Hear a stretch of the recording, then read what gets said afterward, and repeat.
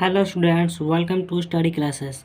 तो स्टूडेंट्स, आज हम लोग आचार्य रामचंद्र शुक्ल की प्रमुख रचनाएं को याद करने का ट्रिक जानेंगे।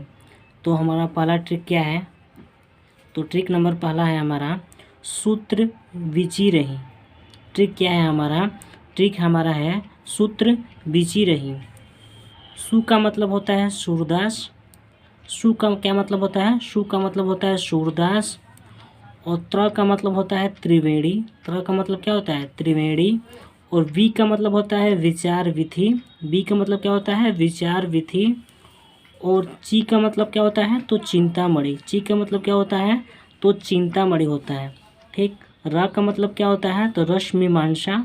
र का मतलब क्या होता है? तो रस मीमांसा। और ही का मतलब क्या होता है? तो हिंदी साहित्य का इतिहास। ही का मतलब क्या होता है? तो हिंदी साहित्य का इतिहास। तो हमारा पहला ट्रिक क्या था? हमारा पहला ट्रिक था सूत्र बिची रही। ट्रिक हमारा क्या है? सूत्र बिची रही। सु का मतलब क्या होता है? तो सूरदास।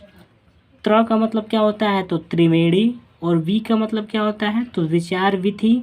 और ची का मतलब क्या होता है? तो चिंतामणि होता है। और र का मतलब क्या होता है? तो रस मीमांसा।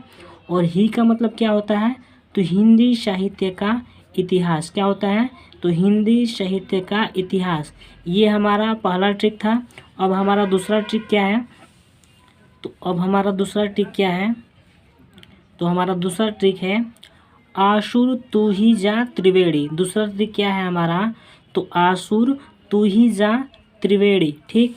तो आ का मतलब क्या होता है? तो आनंद कादम्बनी होता है। क्या होता है? तो आनंद कादम्बनी होता है। आ का मतलब क्या होता है? तो आनंद कादम्बनी होता है। ठीक। सु का मतलब क्या होता है? तो सूरदास होता है। क्या होता है? सूरदास। सु का मतलब क्या होता है? तो सूरदास होता है। ठीक। र का मतलब क्या होता है? तो र का मतलब होता है रस मीमांसा। क्या होता है? रस मीमांसा होता है। ठीक। तू का मतलब क्या होता है? तो तुलसी। क्या होता है? तू का मतलब क्या होता है? तू का मतलब होता है तुलसी। ठीक। और ही का मतलब क्या होता है? तो हिंदी शब्द सागर। क्या होता है? तो हिंदी शब्द सागर होता है। ठीक। ज का मतलब क्या होता है? तो जायसी होता है। ज का मतलब क्या होता है? जायसी। ठीक। ज का मतलब क्या होता है?